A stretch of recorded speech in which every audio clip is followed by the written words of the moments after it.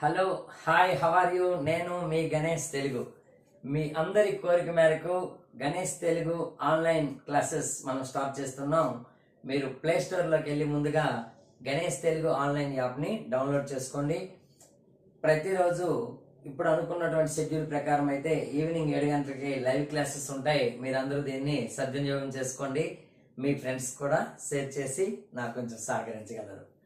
ఇక డిఎస్సి ప్రతి అభ్యర్థి కళ ఈ ముచ్చట్లేవి నేను చెప్పను, కానీ నా సబ్జెక్ట్ తెలుగు వరకు వచ్చేసరికి డిఎస్సికి డిసైడింగ్ ఫ్యాక్టర్ ఏదైనా ఉందంటే 1 తెలుగు, 2 సైకాలజీ. అదే తెలంగాణ అయితే అక్కడ టెట్ సైకాలజీ ఉంటుంది. ఏపీకి డిఎస్సి కూడా సైకాలజీ పెట్టాడు. కాబట్టి ఇందులో మీరు ప్రధానంగా గమనించాల్సిన అంశం, అందరూ చేసినటువంటి బిట్టు మనం పొరపాటును కూడా తప్పు చేయకూడదు. అలా అందరూ చేసే సబ్జెక్ట్ ఏదైనా ఉందంటే అది తెలుగు. చాలా మంది తెలుగే కదా లైట్ గా తీసుకుంటారు, మూల్యం చెల్లించుకుంటారు. కాబట్టి అసలు ముందు మనము స్విమ్మింగ్ వచ్చేవాడికి లోతుతో పని లేదు, గుర్తుపెట్టుకోండి. ఒక చెరువు యొక్క లోతు లేదా నూతి యొక్క లోతు ఎవడు కొలుసుకుంటాడంటే స్విమ్మింగ్ రానివాడే. ఈత వచ్చిన వాడికి లోతుతో పని లేదు. ఎలా ప్రిపేర్ అవ్వాలో తెలిసిన వాడికి సిలబస్ డెప్త్తో పని లేదు. ఎంత డెప్త్ ఉన్నా మనకి హౌ టు ప్రిపరేషన్ అనేది ముందు ఇంపార్టెంట్. ఏమి చదవాలి, ఎలా చదవాలి, ఈ 2 అంశాలు ప్రతి ఒక్కరు క్వశ్చన్ మార్క్ వేసుకోవాలి. ఏమి చదవాలి అనే దానికి ఒకటే ఆన్సర్, అకాడమీ టెక్స్ట్ బుక్స్ మాత్రమే చదవండి. మార్కెట్లో ఉన్న ఏ మెటీరియల్ అయినా అకాడమీ టెక్స్ట్ బుక్ తర్వాతే, ఇంక్లూడింగ్ మై నోట్స్. ముందుగా ఒక డిఎస్సి అభ్యర్థులు మీరందరూ అకాడమీ టెక్స్ట్ బుక్ని కలెక్ట్ చేసుకోండి. ఎలా చదవాలంటే ప్రణాళికాబద్ధంగా సిలబస్లో ఉన్నది ఉన్నట్టు. ఏమి చదవాలంటే academy text book cover page to cover page. ఎలా చదవాలి అంటే ప్రణాళికాబద్ధంగా చదవాలి. సిలబస్ ఏంటో అనేది ముందు తెలుసుకోవాలి. మీరు జాగ్రత్తగా గమనిస్తే ఏపీ తెలంగాణ 2 రాష్ట్రాల్లో కూడా డిఎస్సి ఎన్నికల దృష్ట్యా పోస్ట్ పోన్ అవ్వడం, అట్ ద సేమ్ టైం పోస్టులు పెరగడం, అటు తెలంగాణలోను ఏపీలోను. ఈ సదవకాశాన్ని కానీ మీరు మిస్ చేసుకుంటే ఇంతకంటే మూర్ఖత్వం అనేది ఉండదు. కాబట్టి ఇప్పటికే మీరు ఏదైనా స్కూల్లో పనిచేయడం కానీ ఏదైనా పార్ట్ టైం జాబ్ చేస్తే అవన్నిటిని పక్కన పెట్టి పూర్తి స్థాయిలో ఇక ఈ డిఎస్సి లాస్ట్ డిఎస్సి అని భావించి ప్రణాళికబద్ధంగా చదువుతారని ఆశిస్తున్నాను. ముందుగా అందరికీ ఆల్ ద బెస్ట్. ఇక తెలుగు అనే అంశం కోసం గమనిస్తే మనకి తెలుగుని ప్రధానంగా 4 భాగాలు చేసుకోండి. ప్రణాళిక అనేది ప్రతి వ్యక్తికి ఇంపార్టెంట్. మాస్టారు, ఈ 4 భాగాల్లో ఒకటి మెథడాలజీని గమనిస్తే, మెథడాలజీ మరో మాస్టర్ ఎక్స్పర్ట్ సార్ దాని గురించి పూర్తి వివరణిస్తారు. కంటెంట్ విషయంలోకి వచ్చేసరికి కంటెంట్ ని మళ్ళీ 3 భాగాలుగా చేసుకోండి. అందులో మొదటిది పదజాలం, రెండవది పాఠ్యాంశాలు,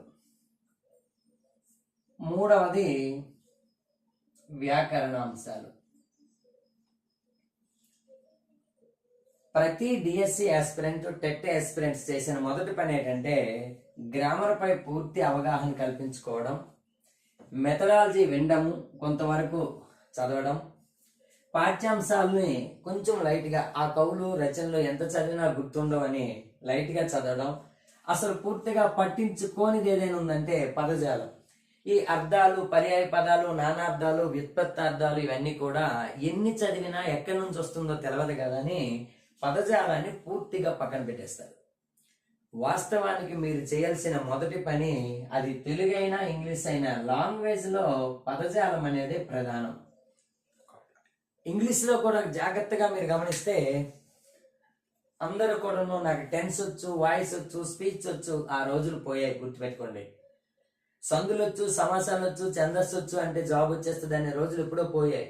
అసలు ఇంగ్లీష్ లో కూడా ఇప్పుడు టెన్స్, వాయిస్ లేదా change the compound sentence, change the active voice, change the passive voice అని ఇవ్వట్లేదు. ఇప్పుడు ప్రతిదీ ఎలా అడుగుతున్నాడు మాస్టర్ అంటే which is the most suitable sentence, లేదా ఇందులో ప్రేజ్ ఏంటి, మెయిన్ క్లాజ్ ఏది, సబార్డినేట్ క్లాజ్ ఏది, జెరెండ్ ఏది, ఇట్లా అడుగుతున్నాడు.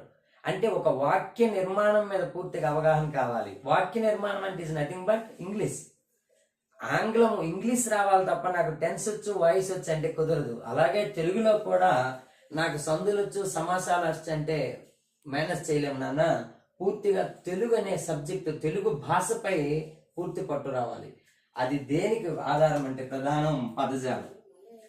కాబట్టి ఇక్కడ పదజాలంలో మనం ఏ ఏ అంశాలు చూసుకోవాలి మాస్టర్ అంటే, ఒక పదం యొక్క అర్థం ఏంటి, అర్థాలతో పాటు నానార్థాలు ఏంటి, నానార్థాలతో పాటు పర్యాయ పదాలు, వీటితో పాటు ప్రకృతులు, వికృతులు, ఇవన్నిటికీ మేజర్ ఎవరంటే వ్యుత్పత్తి అర్థాలు. వ్యుత్పత్తి అర్థం అంటే ఏంటి మాస్టారు, ఒక పదం ఎలా పుట్టిందో ముందు తెలుసుకోవాలి. వీటితో పాటు మనకి జాతీయాలని, సామెతలని, పొడుపు కథలని, మాండలికాలని, ఇట్లా అనేక పదజాలంలోకి వస్తాయి. ఈ పదజాలంలో అర్థాలు ఎక్కడి నుంచి చదవాలి మాస్టర్ అంటే, చాలా మంది చాలా సబ్జెక్ట్ కి ఎప్పుడు థర్డ్ టు టెన్త్ అంటారు నాన్న. తెలుగు విషయంలోకి వచ్చేసరికి 1వ తరగతి నుండి. బెస్ట్ ఎగ్జాంపుల్, వృక్షము అంటే అర్థం ఏంటి అని ఇచ్చిండు. వృక్షము అనగానే మనం జనరల్ గా వృక్షం అనుకుంటాం. ఆప్షన్ ఏ పులి, ఆప్షన్ బి ఏనుగు, ఆప్షన్ సి సింహము, ఆప్షన్ డి ఎలుగు. అసలు ముందు మనము వృక్షము కనబడగానే వృక్షం గుర్తొస్తుంది. వృక్షం అంటే చెట్టు, వనము ఏదో ఒకటి ఇవ్వాలి. అసలు ఇక్కడ చెట్టుకు సంబంధించిన ఆప్షన్ లేదు. కానీ వాస్తవానికి వృక్షము అంటే ఏంటి మాస్టర్ అంటే ఎలుగు. ఆ అమ్మ, ఆ ఆవు, ఈ ఏగ, ఈ ఇల్లు ఇలా ఇచ్చినప్పుడు రు దగ్గర ఒకప్పుడు మనం చదివినప్పుడు ఋషి ఉండేది, ఇప్పుడు రు దగ్గర వృక్షము ఇచ్చారు.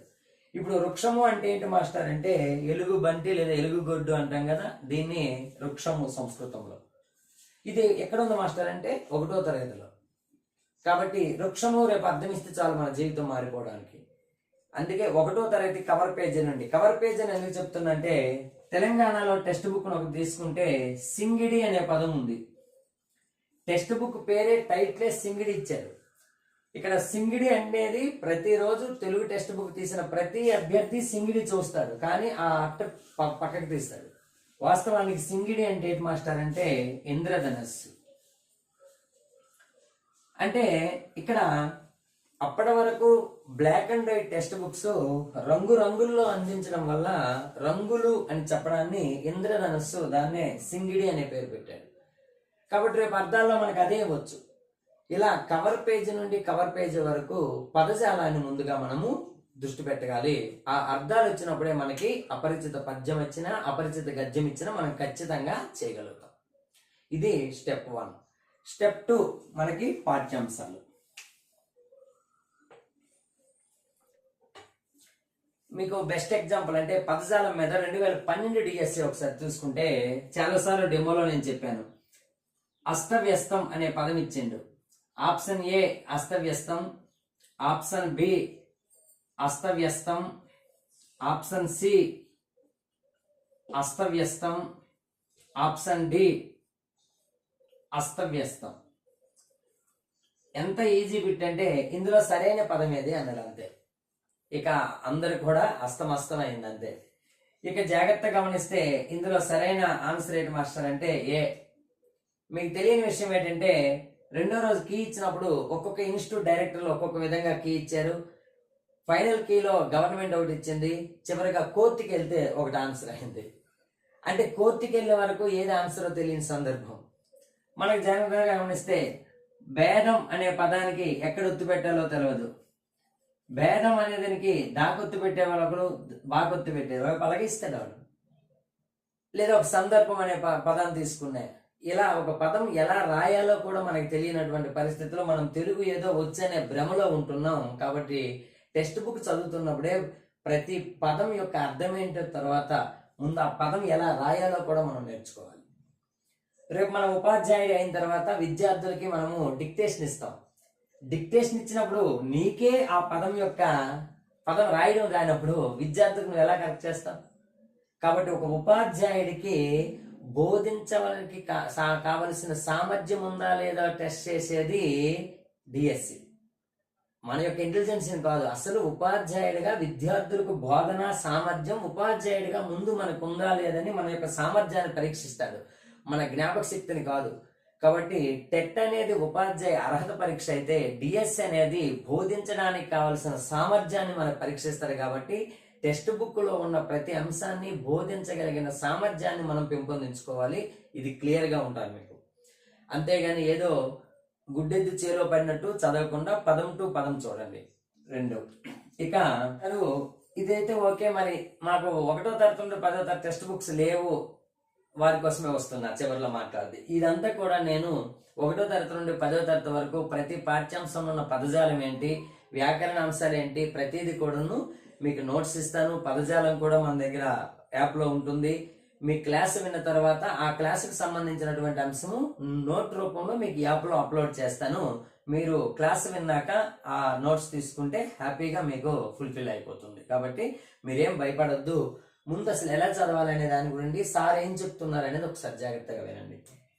ఇక పాఠ్యాంశాలు మాస్టారు, పాఠ్యాంశానికి సంబంధించి ఒక పాఠ్యాంశం ఏ ప్రక్రియ అనేది చూడాలి.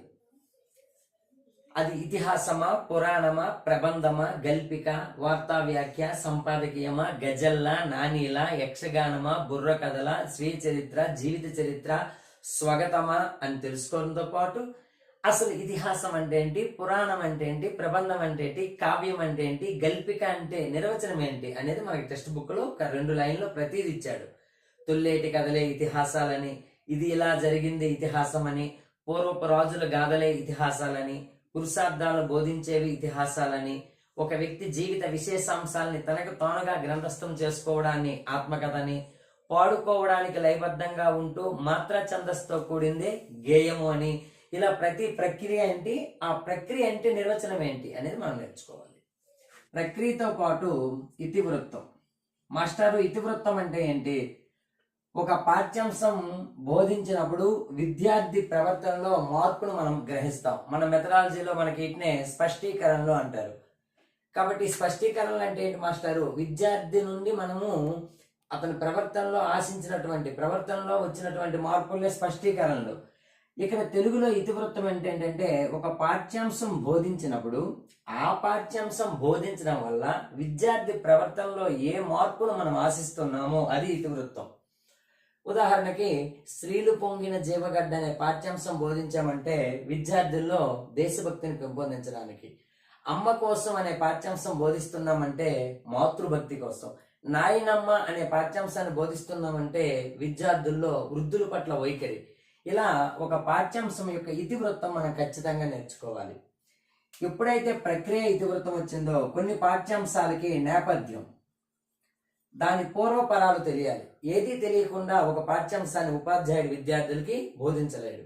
కాబట్టి నేపథ్యంతో పాటు ఆ పాఠ్యాంశం యొక్క కవి ఎవరు, ఆయన యొక్క రచనలేంటి, అతనికి లభించినటువంటి బిరుదులేంటి, ఆయనకి లభించినటువంటి పురస్కారాలేంటి. సార్ బిరుదులు అంటే ఏంటి, పురస్కారాలు అంటే ఏంటి?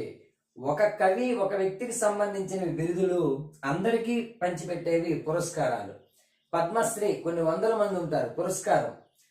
పద్మభూషణ్ పురస్కారం, అలాగే భారతరత్న గౌరవ పురస్కారం. కానీ సరస సాహిత్య విచక్షణుడు గౌరవ బిరుదు ఆయనకు మాత్రమే పరిమితం. నవయుగ వైతాళికుడు అదొక బిరుదు, కవి చక్రవర్తి బిరుదు. ఇలా బిరుదులేంటి, పురస్కారాలేంటి? తెలుగు సాహిత్యంలో ఆ కవి యొక్క ప్రత్యేకతలు ఏమైనా ఉంటే, అంటే ఆయన పురాణాలకు ఆద్యుడా, లేదా ద్విపద ప్రక్రియకు ఆద్యుడా, లేదా తెలుగులో మణిప్రవాలి శైలిని ప్రవేశపెట్టిన వ్యక్తి ఎవరు, ఇట్లా ఏదైనా ప్రత్యేకత ఉంటే అది మనం నేర్చుకోవాలి. వీటితో పాటు ఆ పాఠ్యాంశంలో పాత్రలు, అందులో ఉన్నటువంటి క్యారెక్టర్స్, ఆ క్యారెక్టర్స్ లో ఈ దేనికి ఏం పేరు. ఉదాహరణకి మనకి ఫలితుడు అంటే ఎవరు, లేదా రామసుడు అంటే ఎవరు, అందులో కాకి పేరు ఇదేంటి, పిల్లి పేరేంటి, లేదా సమయస్ఫూర్తి అనే పాఠ్యాంశం యొక్క ఇతివృత్తం ఏంటి, ఆ పాఠ్యాంశం ఏ ప్రక్రియకి చెందింది, ఆయన యొక్క కవి ఎవరు, ఆ పాఠ్యాంశం యొక్క కవి యొక్క రచనలు ఏంటి, ఇలా పాఠ్యాంశాలు ఇవన్నీ నేర్చుకోవాలి. ఇలా ప్రక్రియ, ఇతివృత్తము, నేపథ్యము, కవి, రచనలు, బిరుదులు, పురస్కారాలు, పాత్రలు, ఇవి పాఠ్యాంశానికి సంబంధించినటువంటి అంశాలు. ఇక వ్యాకరణ అంశాల్లో మీకు తెలుసు, పాఠ్యాంశం చదువుతున్నప్పుడే కవర్ పేజీ నుండి ఏ పదం వచ్చినా ఆ పదం యొక్క ఏ పదాల కలయిక, ఆ పదాన్ని ఎలా విడదీస్తాము, అందులో దాగి ఉన్న సమాసం ఏంటి, అందులో దాగి ఉన్న సంధి ఏంటి, అందులో ఉన్నటువంటి అలంకారం ఏంటి, ఇవన్నీ కూడా మనం పాఠ్యాంశాలు చదువుతున్నప్పుడే లైన్ టు లైన్ కాదు, పదం టు పదము వ్యాకరణ అంశాన్ని మనం చూసుకోవాలి. ఇక ఈ వ్యాకరణ అంశాలు మీకు తెలుసు: సంధులు, అలాగే సమాసాలు, ఛందస్సు, అలంకారాలు, వాక్యాలు, ఇవన్నీ కూడా మనకి వ్యాకరణ అంశాల్లోకి వెళ్తాయి. ఇక మెథడాలజీకి మీకు నాతో పాటు మరో మెథడాలజీ ఎక్స్పర్ట్స్ మీకు తెలుగు అందిస్తారు.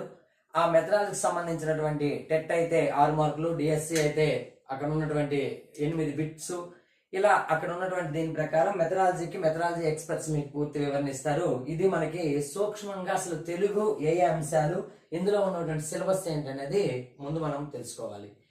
అన్నిటికంటే ముఖ్యం డిఎస్సికి ప్రిపేర్ అవుతున్న వాళ్ళకి ఏమి చదవాలి అనేది ఇంపార్టెంట్. సిలబస్లో ఏముందో ముందు తెలుసుకోవాలి. ఇది దేనికి ప్రామాణికంగా చదవాలంటే అకాడమిక్ టెక్స్ట్ బుక్స్, ప్రభుత్వ పాఠశాలలో ఉన్నటువంటి బోధిస్తున్నటువంటి ఏవైతే 3వ తరగతి నుండి 10వ తరగతి వరకు అంటారు ప్రతి సారు, అది వేరే సిలబస్కి. కానీ తెలుగు విషయంలో మాత్రం ఫస్ట్ క్లాస్ నుండి అకాడమిక్ టెక్స్ట్ బుక్స్ 1వ తరగతి నుండి 10వ తరగతి వరకు ప్రతి పాఠ్యాంశాన్ని ఇలా కూలంకుషంగా చదవడం వల్ల తెలుగులో ఖచ్చితంగా 100% మీకు మార్క్స్ వస్తాయి. దానికి ఏం చేయాలి, ఎలా బోధించాలి అని నేను చూసుకుంటా. Please download Ganesh Telugu app, like చేయండి, మీ ఫ్రెండ్స్కి షేర్ చేయండి. Thank you one and all.